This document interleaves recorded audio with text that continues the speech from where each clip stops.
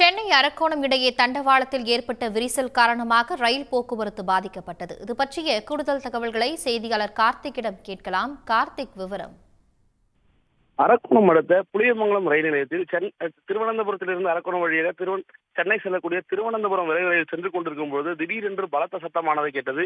இந்த சத்தத்தை கேட்டு சாதுரியமாக ரயில் ஓட்டுநர் ரயிலை நிறுத்தியதை தொடர்ந்து மேலும் தண்டவாள பகுதியில் ஆய்வு மேற்கொள்ளும் போது தண்டவாளத்தில் மிகுந்த விரிசலானது ஏற்பட்டிருப்பதை கண்டு அதிர்ச்சி அடைந்தார்.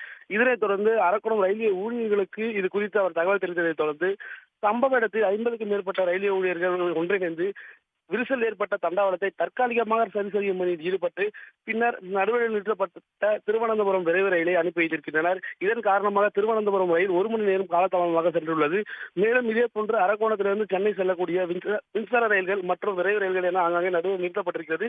தற்போது இன்னும் அந்த ரயில்களும் இயக்க தெற்கு ரயில்வே நிர்வாகமானது நடவடிக்கை எடுக்கப்பட்டு வருகிறது. மேலும் மாற்றுப்பாதையில் இந்த ரயில்களை இயக்கி தண்டவாளத்தில் ஏற்பட்டுள்ள விரிசலை சரி செய்யும் பணியில் ரயில்வே ஊழியர்கள் ஈடுபட்டு வருகின்றனர். தகவல்களுக்கு நன்றி, கார்த்திக். உடனுக்குடன் செய்திகளை தெரிந்து கொள்ள சன் நியூஸ் பெல் ஐகானை கிளிக் பண்ணுங்க.